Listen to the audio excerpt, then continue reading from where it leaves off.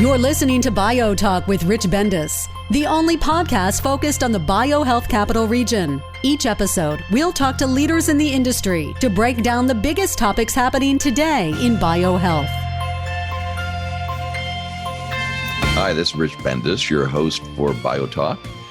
And as I mentioned in our previous BioTalk, we have 3 University System of Maryland BioTalks in a row, which is pretty exciting for the University System of Maryland. And we have somebody who is very important to the system and actually has multi-campus duties that we're going to talk to on BioTalk today. And it's Dr. Laurie Locascio, who is the Vice President for Research at the University of Maryland College Park and the University of Maryland, Baltimore, plus has some additional responsibilities, which we'll talk about during our little BioTalk today. So, Dr. Locascio, welcome to BioTalk. Thank you. It's great to be here, Rich. I appreciate it. Thank you. I'm looking forward to this one. And then I think one of the best things we do for the listeners, and if you don't mind, can I call you Laurie? Oh, please. Absolutely. Very good, Laurie. Yeah. What we do for the listeners is let you give a little introduction of yourself because no one knows your background better than you. And you can sort of go back as far as you like and bring us to where you are current day. And that would be a very interesting thing to hear your career path to get to where you are today. That's great. Well, I appreciate the chance to introduce myself as well. So I'll talk first about a little bit about my education. So I got my BS in chemistry, my master's degree in bioengineering, and my PhD in toxicology in the School of Medicine at the University of Maryland, Baltimore. And I started my career as a bench scientist at NIST and then moved up in management from group leader, where I was leading about 10 people, to division chief, where I was leading about 100 people, and then to director of the material measurement laboratory, and then finally to acting principal deputy director and associate director for laboratory programs at NIST. And I just had a wonderful career in research at NIST, where I published and patented my work and collaborated really all over the world. NIST was a great place to do research, freedom to be creative and innovative, and really be at the cutting edge of new technology development. And while I was there, I collaborated with many faculty at the University of Maryland. So when I was hired here in 2017 to be the Vice President for Research, I actually already knew so many people here. NIST and University of Maryland, just for perspective, have multiple joint centers and institutes, most notably in quantum science and in bioscience. The Institute for Bioscience and Biotechnology Research is at Shady Grove, and that's a collaboration between NIST, University of Maryland College Park, and the University of Maryland, Baltimore. So I was hired here at College Park as Vice President for Research in 2017. And then in 2018, a year later, I was hired also as Vice President for Research for University of Maryland, Baltimore, with the intent to really start to link the campuses strategically through research. And as I mentioned at the beginning, University of Maryland, Baltimore is also one of my alma maters. So it was fun for me to have this dual role. In my current role, I do a lot of different things. I do advocacy for research at Maryland. I meet with federal agencies, particularly the ones that we partner with. The people that work for me manage all of the research money that flows in and around and through the universities. And the combined research enterprise at Baltimore and College Park is about $1.2 billion. And then we also manage tech transfer and entrepreneurship programs for faculty. I know Julie Lenzer was part of this program, and she's the Chief Innovation Officer for the University of Maryland. She does that work. And finally, just to grow the volume and visibility of research at the University of Maryland. So it's a fun place to work, and it's great to be here. Well, congratulations on your career path. And it seems like there's a lot of similarities between what you were doing at NIST and what you're doing within the University System of Maryland. And one of the things that I noticed in your background is that NIST had 2 campuses that you were responsible for in Boulder and in Gaithersburg. And that sounds like it's very similar to what you're doing here in Maryland with multiple campuses as well. So talk a little bit about how you manage the 2 campuses with NIST and what the transition is like with the 2 campuses here with the System of Maryland. Yeah, that's actually a really good analogy, I think. The Boulder and Gaithersburg campuses were farther away than the two University of Maryland campuses that I manage. But it's similar in some ways. Each campus has their own personality and their own specialties that they're really recognized for in terms of research. But so, as the Associate Director for Laboratory Programs, one of my last activities in 2016 was to lead internal programs and lead internal strategic planning for the laboratories at NIST.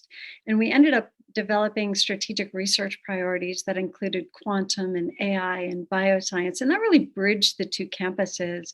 And in several years, according to that really strategy that we developed, NIST has continued to excel in these areas and had leadership on interagency committees to develop strategies and initiatives for the US. I think it's a little bit similar between the Baltimore and College Park campuses. We really look to elevate and amplify the things that each campus can be known for separately, but also what they can be known for together. And so I spend a lot of time on both campuses talking to researchers and looking at all the great assets and trying to figure out how best to bring them together and where they work best together and where they just excel separately. And you keep smiling about it too. Yeah, no, it's a great, fun role, really. So let's talk about organizational dynamics, because sometimes working in one academic institution is interesting. Having two academic institutions that you're responsible for with what you're doing in research probably makes it a little more interesting. So how does that organizational dynamics work? Yeah, my role is different at each campus, but in general, it's really looking for ways to bridge the two campuses for research. So Empowering the State was the first legislation. It was passed in 2012 that provided funding for joint research between these two campuses in Baltimore and College Park. And then in 2016, there was the Maryland Strategic Partnership Act that really cemented that relationship by providing additional funding. We now have about $12 million a year in funding for research between the two campuses. But it also described University of Maryland College Park and University of Maryland Baltimore as the University of Maryland. So those are the two campuses that can actually call themselves the University of Maryland without additional words behind them.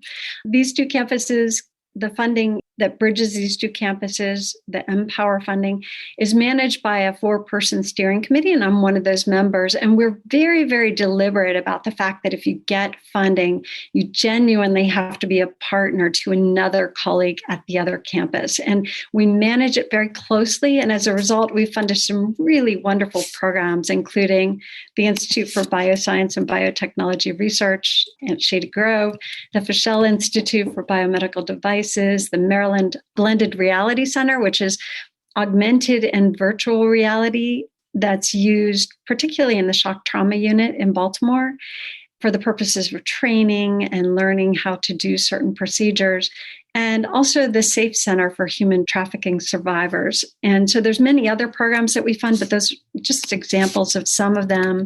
We touched on this a little bit in the last question, but the organizations are very different with very different style leadership. And I report to both presidents.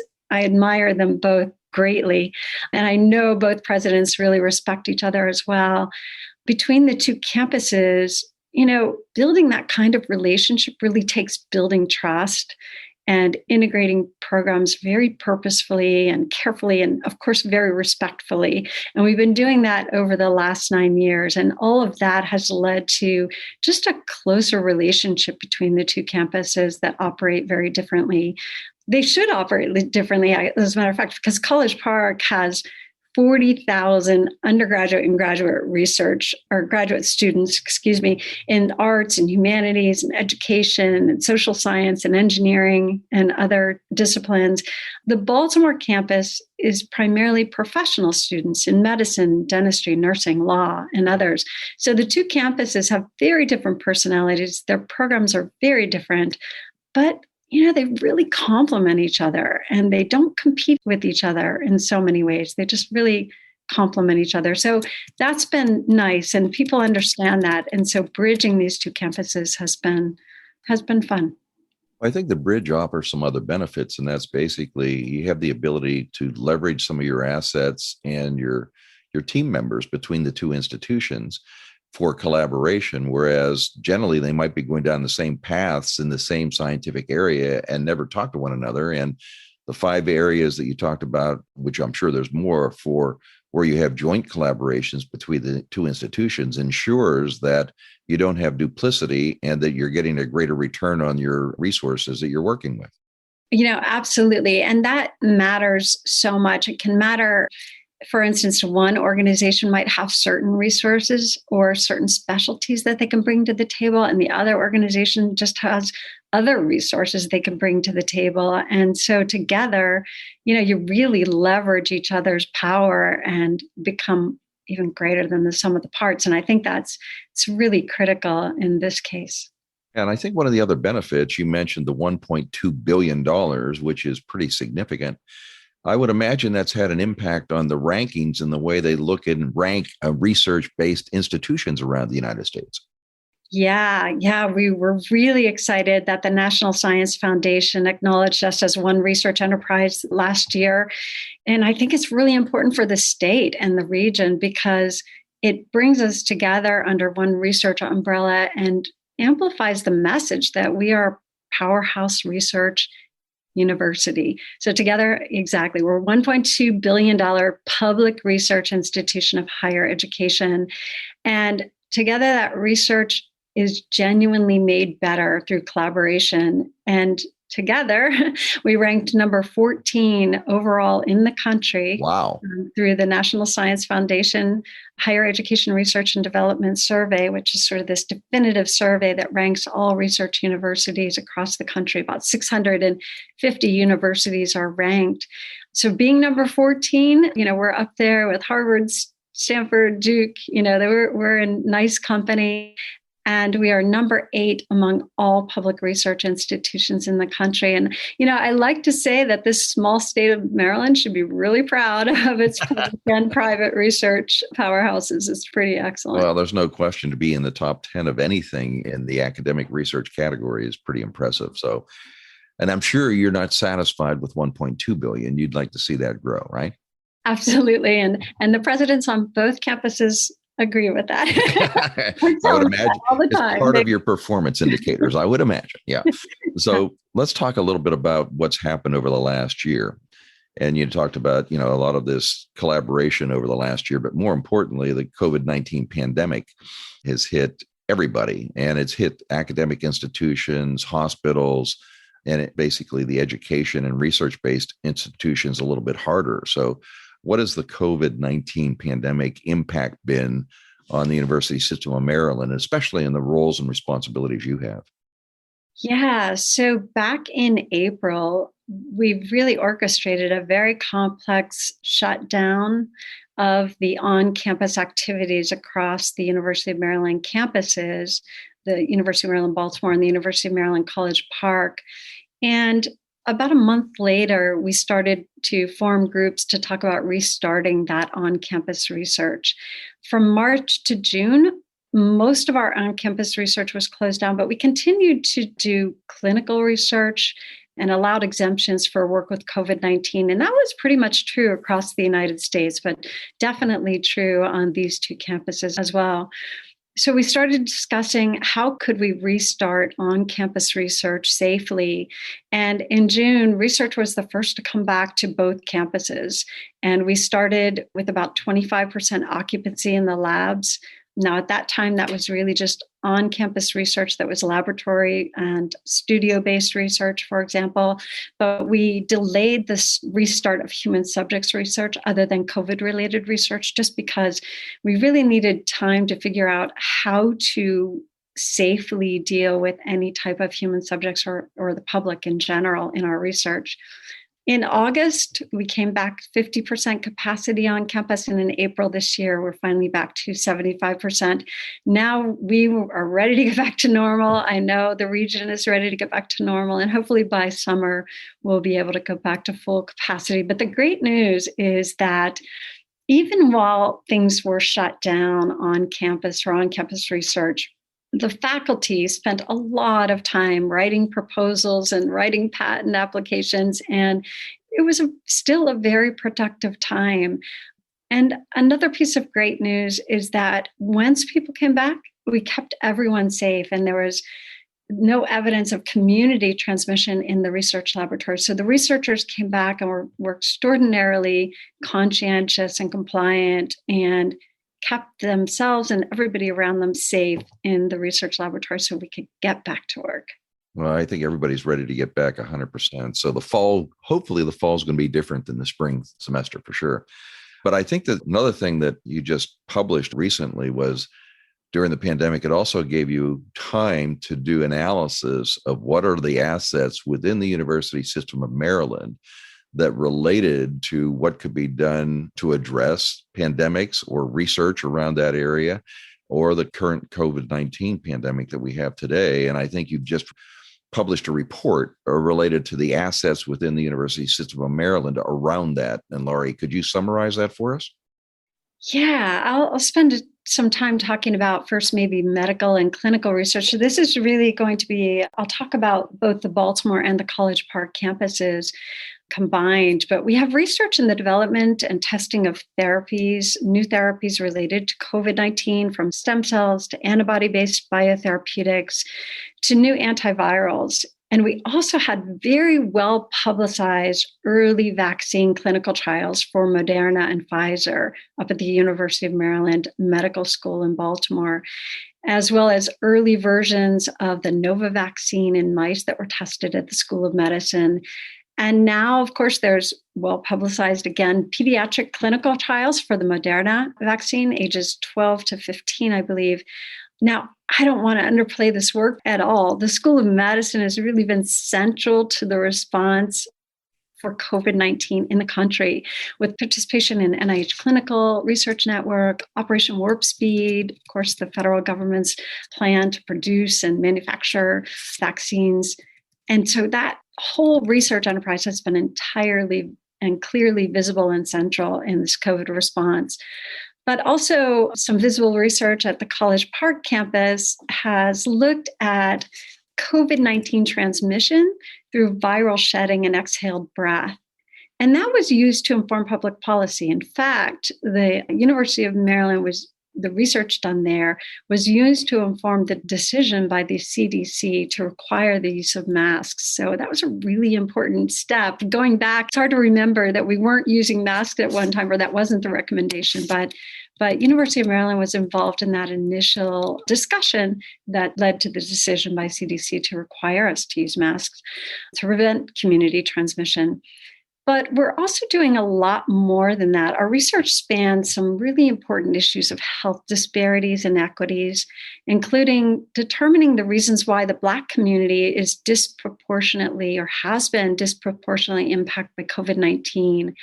And also research to examine intensified racism against Chinese Americans as a result of the rhetoric used during the COVID-19 pandemic. We've also looked at other community and social impacts as well, including the effect on children's language development through the pandemic, since they were, sort of encapsulated in smaller environments. We also looked at job loss and creation and supply chain issues. And the University of Maryland, I should also mention, is a leader in climate research, and we have been studying climate impacts that have occurred in this very low emissions environment as a result of our stay-at-home orders.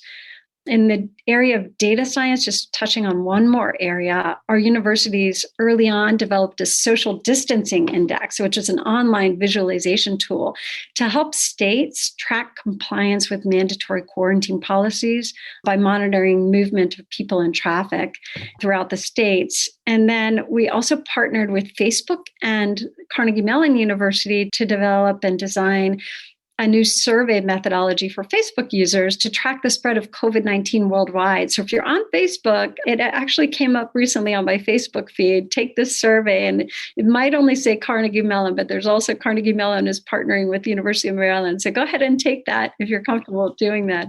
It will help us with our research on COVID-19 globally.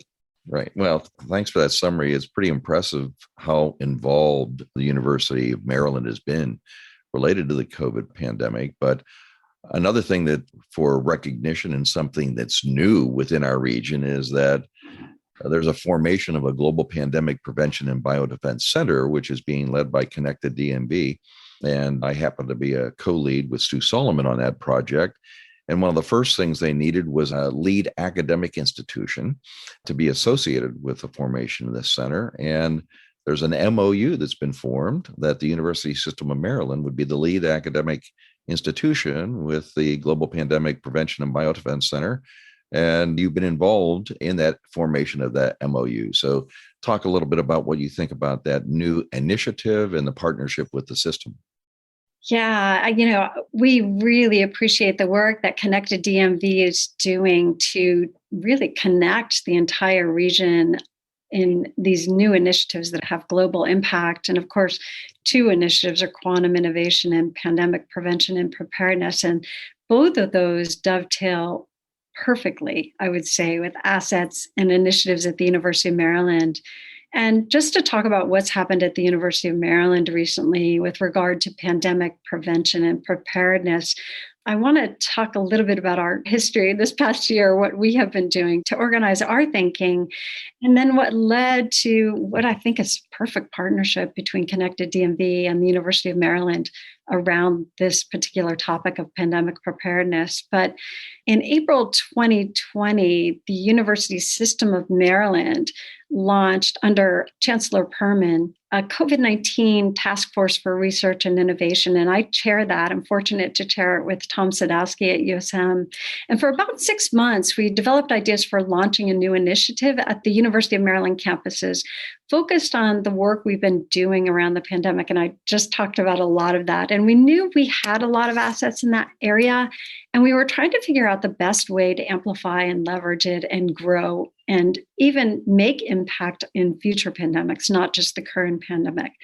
So late in the year, last year, 2020, we organized a group of faculty to put together a workshop, and we called that workshop Preparing for the Next Pandemic. And the two-part workshop was held in January and February. We just released a report. Happy to share that with anybody. But the workshop really focused on 4 different areas. Of course, medical countermeasures and life sciences. That, of course, is the heart of any response: diagnostics, therapeutics, telemedicine. But we had 3 other areas that we examined. The next was pandemic predicting and tracking. So developing a resource where we could track viral spread, mobility, do some wargaming on the potential growth and development or how it could spread across the world, vaccine adoption, forecasting capabilities. So that was the second area that we looked at. The third area that we looked at was business impact and economic recovery. And that ended up really focusing on looking at global supply chain vulnerabilities, which of course became really apparent to all of us during COVID-19. And then the fourth area was societal impact, community health, and engagement. In that track, during the workshop, we talked about health disparities, public health communications, where it was good and where it failed, and what research can do to support it.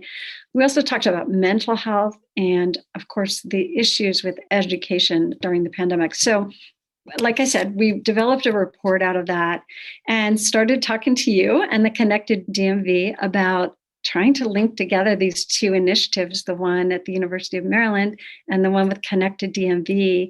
And we did sign a collaboration agreement to work together. And I think this is really a tremendous opportunity to bring all of these things that we have been doing, the organization of all of our thinking and all of our research around the region, to bear on this problem of preparing for a future pandemic. Yeah, I guess the key is how can we prepare for future pandemics so we won't be as reactive as we have been for the COVID-19 pandemic. And so I think we're all waking up to that. And it's nice to have, if you look at the concentration of assets that we have, basically the moons are aligning over this, what we call the biohealth capital region. And people around the world recognize now how important this region is with FDA and their emergency use authorizations, Dr. Fauci being on TV 15 times a day, NIAID, the research, BARDA, DARPA, DOD, everybody that's engaged.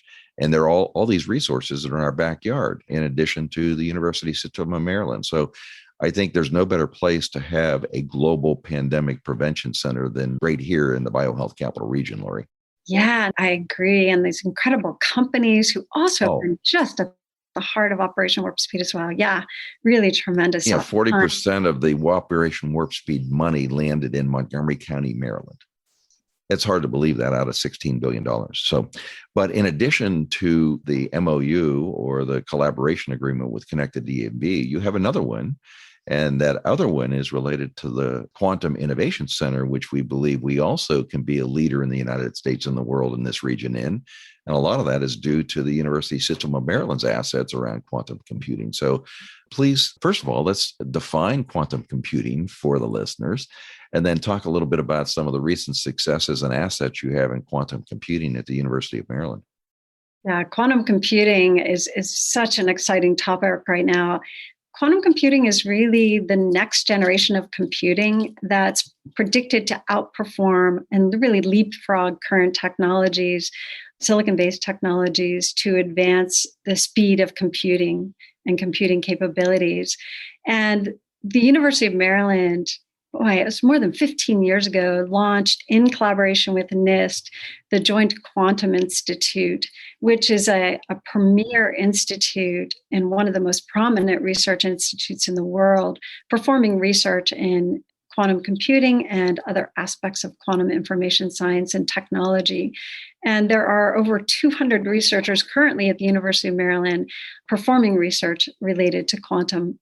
So, yeah, we joined together again with Connected DMV through a collaboration agreement to more effectively and efficiently, I guess, achieve our shared goal of building this globally leading quantum ecosystem.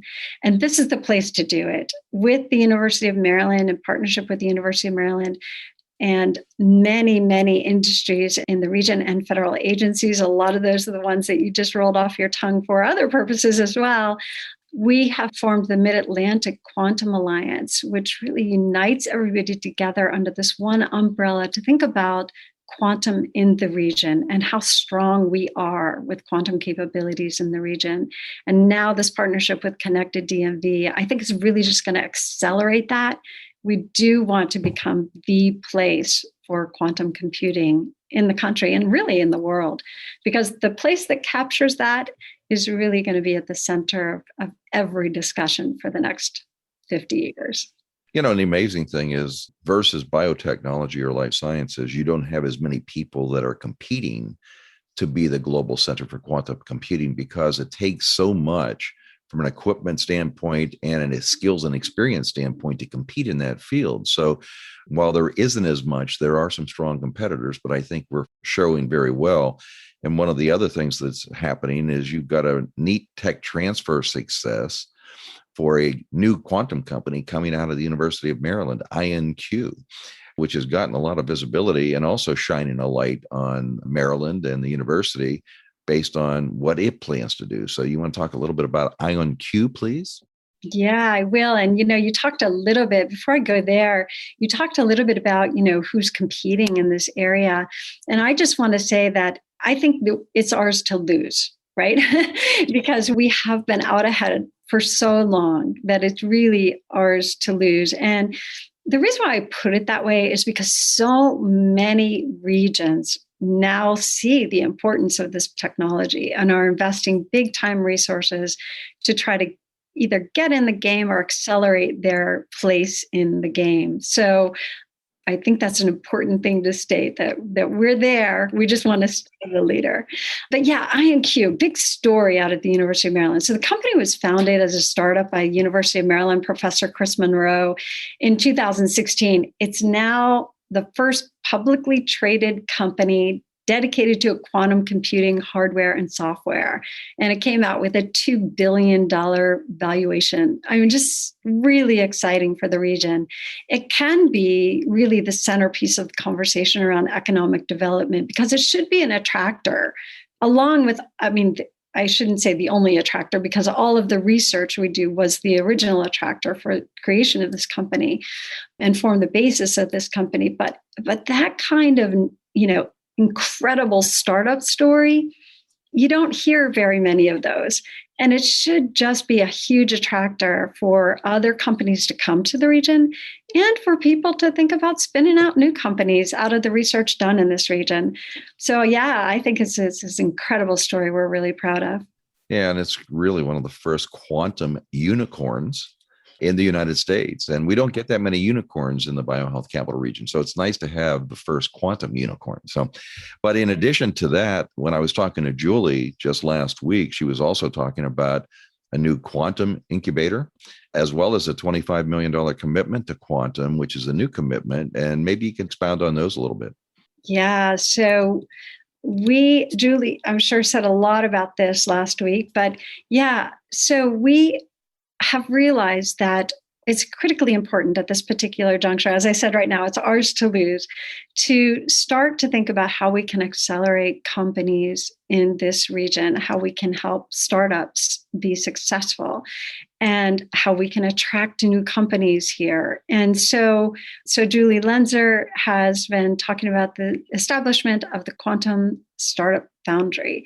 And the Quantum Startup Foundry is just that. It's a market accelerator. And we are going to have resources to support people to work on their startups, to grow their startups, and to attract new startups to the region.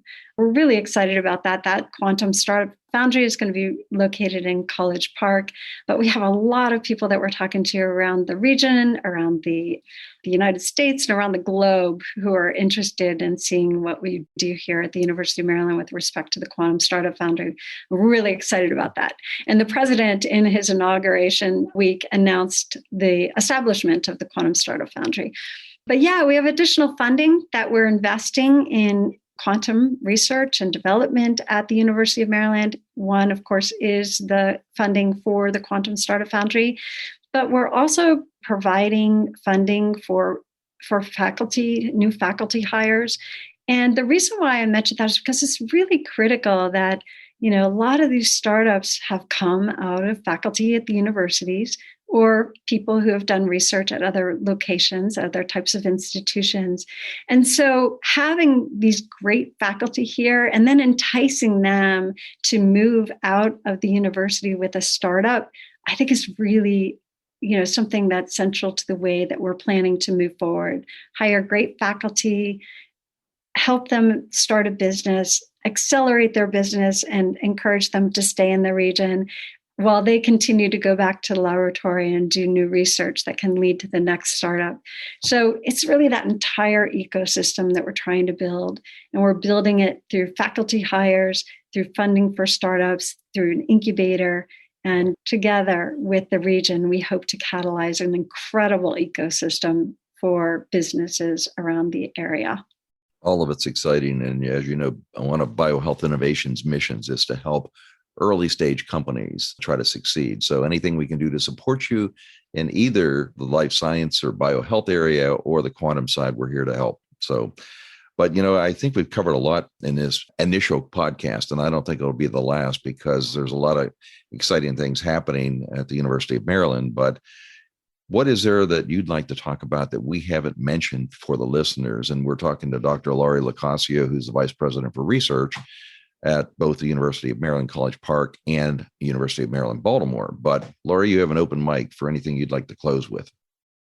Yeah, we do have, I didn't really mention some of our other companies, but I'm sure Julie Lenzer mentioned those, in the bioscience area.